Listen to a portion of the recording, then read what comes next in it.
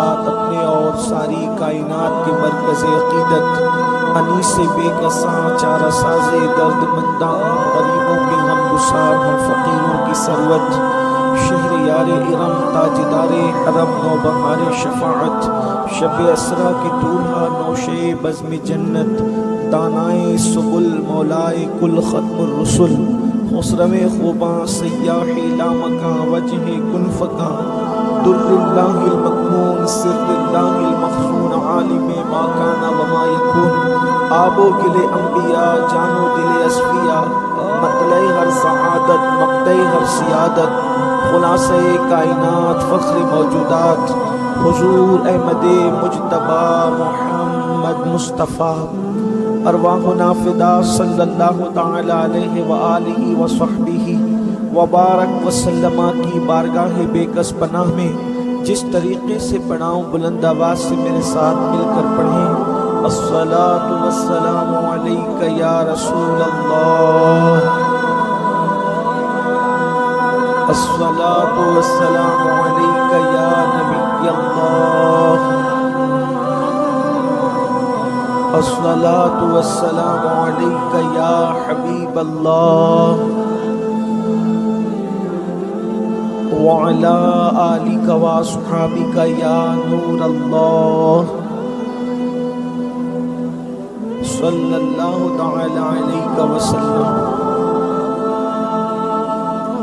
تیرے پائے کا کوئی ہم نے نہ پایا خواجہ، تیرے پائے کا کوئی ہم نے نہ پایا خواجہ، ہم زمیں والوں پہ اللہ کا سایہ خواجہ، ہند والوں پہ اللہ کا سایہ خواجہ، اور مکر شیطان سے مریدوں کو بچا لیتے ہو، مکر شیطان سے مریدوں کو بچا لیتے ہو، اس لیے پیر تمہیں اپنا بنایا خواجہ، اس لیے پیر تمہیں اپنا بنایا خواجہ۔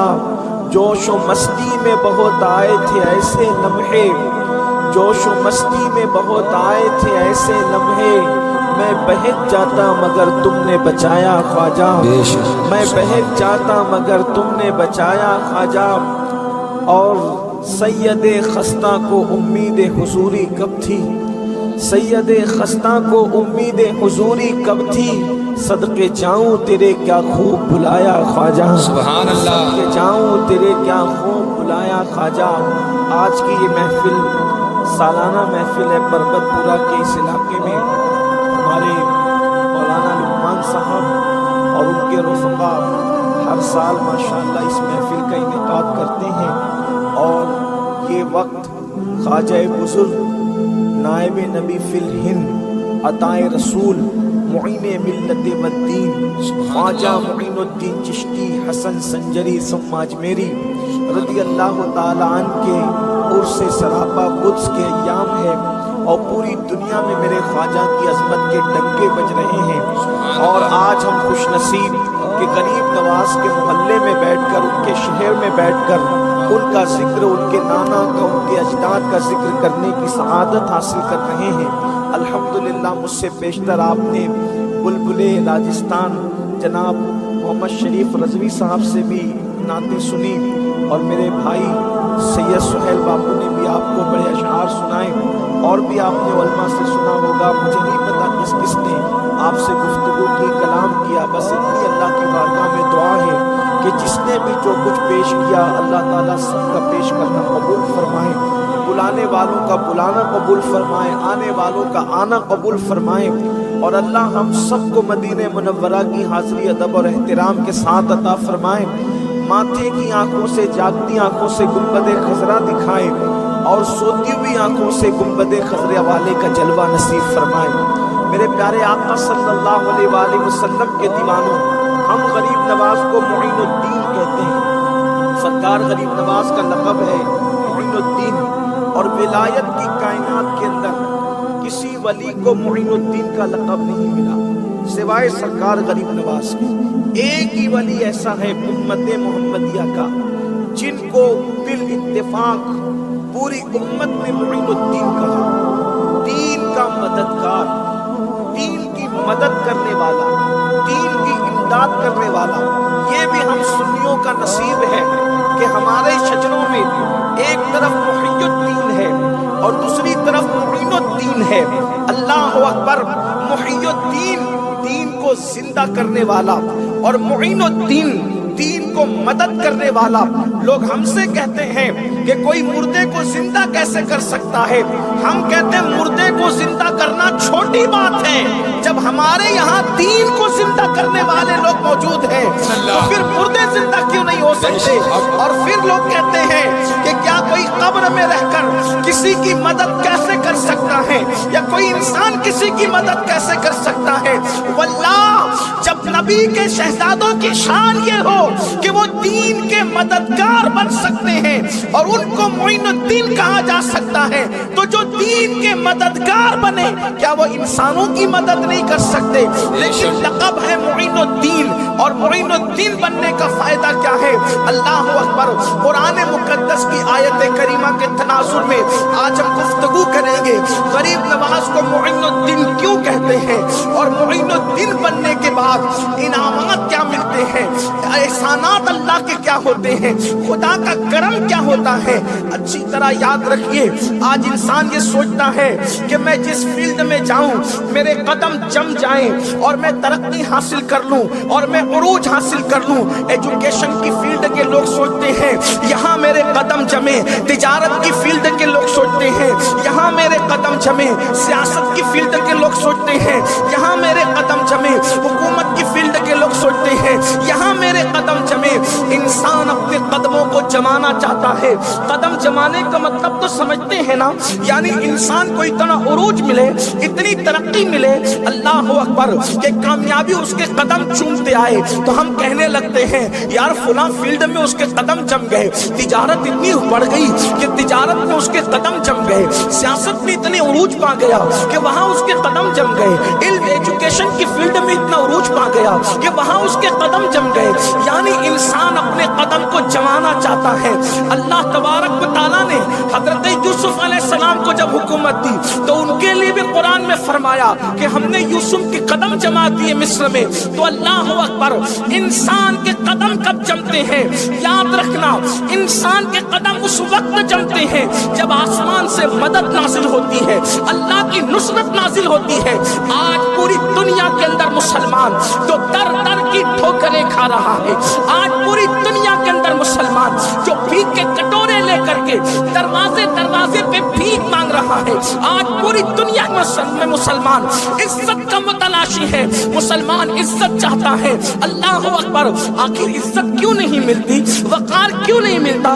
کسی بہت بڑے مفکر نے یہ بات کہی تھی، آج پوری دنیا میں مسلمان اس لیے پٹ رہے ہیں کہ وہ مسلمان ہیں، لیکن قبر میں وہ اس لیے پٹیں گے کہ وہ مسلمان نہیں تھے.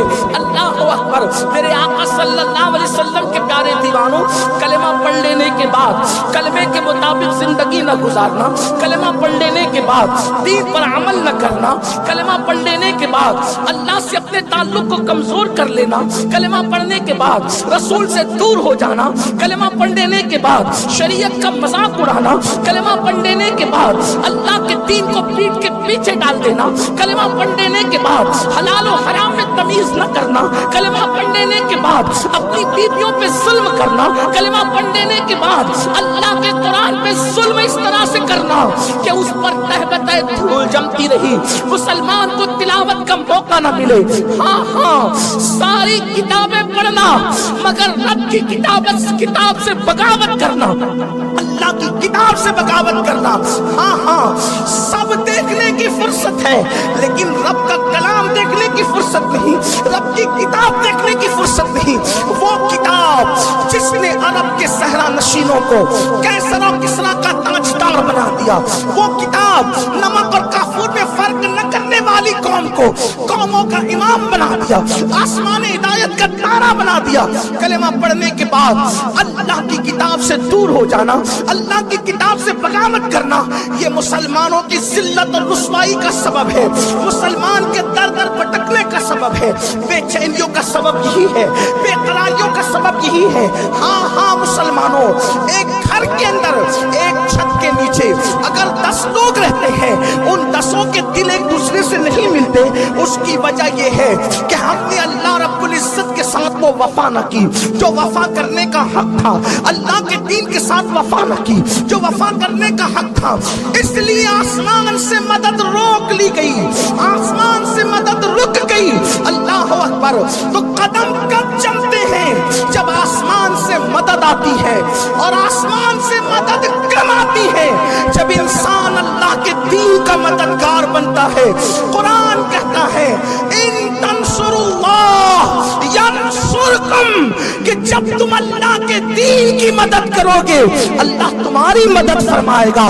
میں آپ سے پوچھنا چاہتا ہوں، 40 فقیروں کی ٹولی کے ساتھ ایک مرد قلندر ہندوستان کی سرزمین پر 52 سال کی عمر میں قدم رکھتا ہے۔ اللہ اکبر۔ نہ یہاں کوئی ماں کا رشتہ دار تھا، نہ کوئی باپ کا رشتہ دار تھا، یہاں کوئی رشتہ نہیں، یہاں کوئی قبیلہ نہیں، یہاں کوئی تعلق نہیں، استقبال کرنے والا کوئی نہیں تھا۔ آپ سے پوچھنا چاہتا ہوں، آج کوئی داعی دین کسی دیہات میں بھی چلا جائے تو اس کے استقبال کے لیے لوگ موجود رہتے ہیں، لیکن خواجہ بزرگ عطائے رسول معین ملت والدین 52 سال کی عمر میں ہندوستان کی زمین پہ قدم رکھتے ہیں۔ کون ہے استقبال کرنے والا؟ کون ہے مدد کرنے والا؟ کون ہے امداد کرنے والا؟ کون ہے اللہ اکبر اپنے گھر میں جگہ دینے والا؟ پربت پورا والو، اجمیر شریف والو، ایک چھوٹا مبلغ بھی آ جائے تو تم اپنے محلے میں کہتے ہو، کوئی کہتا ہے میرے گھر میں، کوئی کہتا ہے میرے گھر میں، کوئی کہتا ہے میرے گھر میں۔ اللہ اکبر۔ 800 ساڑھے 800 سال پہلے کا وہ دن یاد کرو، 40 فقیروں کے ساتھ اللہ کا ایک فقیر اس زمین پہ قدم رکھتا ہے۔ کوئی اپنا دروازہ کھولنے تیار نہیں، نہ دل کا دروازہ نہ گھر کا دروازہ۔ اللہ اکبر۔ ایک درخت کے نیچے بیٹھنے والا فقیر بیٹھتا ہے، اس کو وہاں سے اٹھا دیا جاتا ہے، وہ انا ساگر کے کنارے جا کر کے بیٹھتا ہے۔ اللہ اکبر۔ 850 سال کے بعد بھی تمہارے شہر میں کوئی تقریر کرنے والا مقرر انا ساگر کے کنارے بیٹھنے کی نوبت نہیں آتی، لیکن وہ مرد قلندر اللہ اکبر جس کی پیشانی میں مصطفیٰ جان رحمت کے نسب کا نور تھا، جس کی آنکھوں میں توحید و رسالت کی انوار کے چراغ چل رہے تھے، جس کے دل میں عشق مصطفیٰ کا وہ عظیم آفتاب روشن تھا کہ آنکھوں سے نور کی شعائیں نکل رہی تھی، خدا نے چہرے پر وہ انوار اور تجلیات عطا کیے تھے کہ جو دیکھتا تھا دیکھتا رہ جائے۔ لیکن اہل اجمیر کے دلوں پہ کیسے پردے پڑے تھے کہ کوئی گھر میں بلانے والا نہیں، کوئی استقبال کرنے والا نہیں، درخت کے نیچے بیٹھ جائے تو کوئی مدد کرنے والا نہیں، کوئی امداد کرنے والا نہیں۔ ایک دن وہ یاد کیجئے، ایک دن اس کا تصور کیجئے، اور ایک آج کا دن، آج کے دن اللہ اکبر پوری دنیا میں سب سے زیادہ کسی ولی کے مزار پر اگر پھول چڑھتے ہیں تو وہ میرے سخی خواجہ کا آستانہ ہے، وہ میرے بادشاہ غریب نواز کا آستانہ ہے۔ اللہ اکبر۔ ایک تصور کرو، کہاں وہ دن گھر کے دروازے نہیں کھلتے، کہاں آج کا دن سب سے زیادہ پھول ان کے مزار پر۔ اللہ اکبر۔ کوئی بھی عرس ہونا، ہر عرس والا سجادہ نشین پورے ہندوستان میں محنت کرتا ہے، واٹس ایپ کے ذریعے سے، فیس بک کے ذریعے سے، پوسٹرز کے ذریعے سے، اعلانات کے ذریعے سے، میرے ابا کا عرس ہے آنا، میرے دادا کا عرس ہے آنا، میرے پردادا کا عرس آنا، میرے مخدوم کا عرس آنا، میرے چچا کا عرس آنا، میرے پیر کا عرس آنا، سب عرس سب آنکھوں پر، لیکن خواجہ کے عرس کا کوئی پوسٹر نہیں چھپتا، کوئی اعلان نہیں ہوتا، لیکن جیسے افق پہ رجب کا چاند نظر آتا ہے، جنہیں کلمہ بھی نہیں آتا وہ بھی اجمیر کی طرف دوڑتا نظر آتا۔ نعرہ تکبیر، نعرہ رسالت، خواجہ کا ہندوستان۔ میں یہ کہہ رہا ہوں کہ جنہیں کلمہ بھی نہیں آتا، ایسے देहातियों को भी मैंने रजब के चांद के बाद अजमेर मुकद्दस की तरफ चलते देखा है। क्यों जनाब, कहाँ जा रहे? का गरीब नवाज ने बुलाया। अच्छा, लोग ये कहते गरीब नवाज ने बुलाया है, गरीब नवाज ने बुलाया। लोग ये नहीं कहते मैं अजमेर जा रहा हूँ, कहते गरीब नवाज ने बुलाया है। उनके इरादे सैकड़ों बनते हैं, बन के टूट जाते हैं। वही अजमेर आते हैं जिन्हें ख्वाजा बुलाते हैं। नारे तकबीर, नारे रिसालत, ख्वाजा का हिंदुस्तान। कशा कशा उलमा, फुकहा, मुहद्दिसीन, अवाम, हत्ता के हजारों औलिया, अगर किसी को आंखें हो तो चल कर देख लो ये आते नूर में कितने सर झुका के बैठे होंगे और करम की भीख मांग रहे होंगे। कहाँ वो दिन जहां अना सागर के किनारे बैठे दरख्त के नीचे, कहाँ आज कदर ये मर्तबे क्यों मिले, ये मकाम क्यों मिला? कल तो मोइनुद्दीन का कोई घर नहीं था, आज हिंदुस्तान में घर घर में मोइनुद्दीन है। बेशक, सुभान अल्लाह। कल मोइनुद्दीन का कोई दोस्त नहीं था, आज जो कलमा पढ़ते हैं वो भी सर झुका रहे हैं, जो कलमा नहीं पढ़ते वो भी चादर लेकर आ रहे हैं। कोई वजीर चादर ला रहा है, कोई अमीर चादर ला रहा है, और ये तो वजीर और अमीर है शहर के, सूबे के, इलाके के। हमने तो अकबर जैसे को पैदल आते देखा है तारीख में। सुभान अल्लाह, हक है। अकबर पैदल आ रहा है, शाहजहां पैदल आ रहा है, औरंगजेब दाढ़ी से जारूब कशी करते नजर आ रहे हैं। आखिर क्या चीज है? एक दौर वो था अना सागर के किनारे बैठे हैं, एक दौर ये है। इतनी इज्जत, इतना वकार, इतनी शान क्यों? एक ही वजह, इन तंसुरुल्लाह। गरीब नवाज ने यहाँ आके कोई बिजनेस नहीं खोला, गरीब नवाज ने यहाँ आकर कोई दुकान नहीं खोली, गरीब नवाज ने यहाँ आकर के कोई अपने जाती मफाद का धंधा शुरू नहीं किया, न इज्जत के लिए, न दौलत के लिए, न शोहरत के लिए, कुछ नहीं। इन तंसुरुल्लाह, गरीब नवाज अकेले अल्लाह के दीन के हिंद में मददगार बने और 90 लाख मुनकिरीन इस्लाम को कलेमा पढ़ाकर इस्लाम में दाखिल किया। नतीजा क्या निकला? यंसुरकुम, तो अल्लाह तुम्हारी मदद करेगा, अल्लाह तुम्हारी इमदाद करेगा। वो युसब्बित अक़दामकुम, और अल्लाह तुम्हारे कदमों को जमा देगा। 40 फकीरों के साथ निहत्ता आने वाला मोइनुद्दीन, जिसको घर भी नसीब नहीं था, आज दिल दिल में बसा हुआ है। खुदा ने ये जो कदम जमा दिए हैं, ये अल्लाह के दीन की मदद का सदका है। बेशक, सुभान अल्लाह।